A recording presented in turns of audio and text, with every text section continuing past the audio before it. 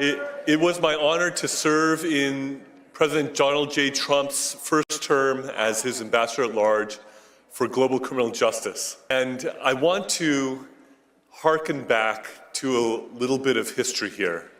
In 1950, Joseph Stalin installed government of North Korea, invaded South Korea to seek to overrun it, and in that conflict, a US-led coalition of 20-some countries repelled the communist aggression at the price of 50,000 American casualties. I honor the blood that was spilled by American soldiers to keep the whole peninsula from being one big North Korea, which is the most oppressive, darkest, most unjust place on planet Earth, and believe me, I know of many such places around the world, and it is number one in that regard. Now, South Korea stands on the edge of a cliff. The democracy in South Korea is in a danger that it has not been in for decades. President Yoon, who loves America, who was strongly and staunchly allied with the United States of America, has been impeached and is in danger of being prematurely removed from office. Why? Because he had the courage to stick out his neck and say that there are things that are amiss in South Korea because there have been many indications of election fraud. Thing about that, I think, here in the United States. And there is a parallel situation going on. President Yoon, indeed, has been called the Donald Trump of Asia.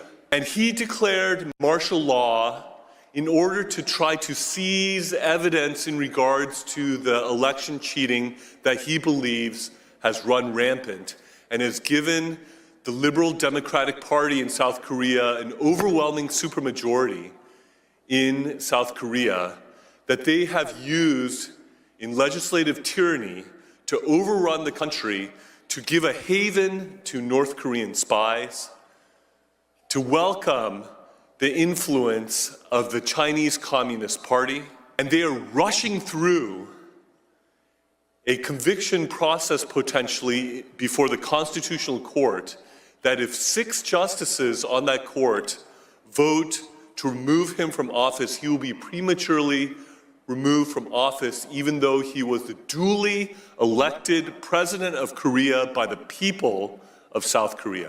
They are rushing this through because his chief political rival who wants to supplant him as president, Lee Jae-myung, who has allegedly sent millions of dollars over to North Korea against US sanctions and against the UN Security Council sanctions, who has aligned himself with North Korea and with the Chinese Communist Party, is himself accused of various crimes that if he is convicted, he would be disqualified from being a candidate for president of South Korea.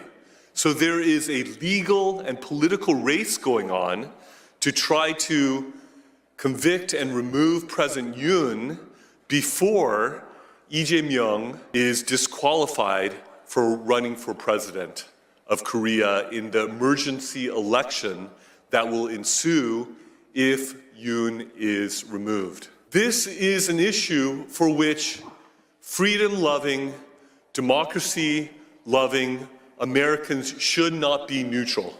This is a situation where our government and our people should stand with our allies in South Korea and with President Yoon and stand up and be counted and let the world know that the robbing of democracy and the destruction of democracy, that we spilled blood to the tune of 50,000 casualties in the Korean War, will not be in vain, but that the democracy in South Korea could flourish and the people's elected president, President Yoon, who loves America, who is closely aligned with America, would be able to be vindicated in the Constitutional Court and restored to his rightful office. Thank you.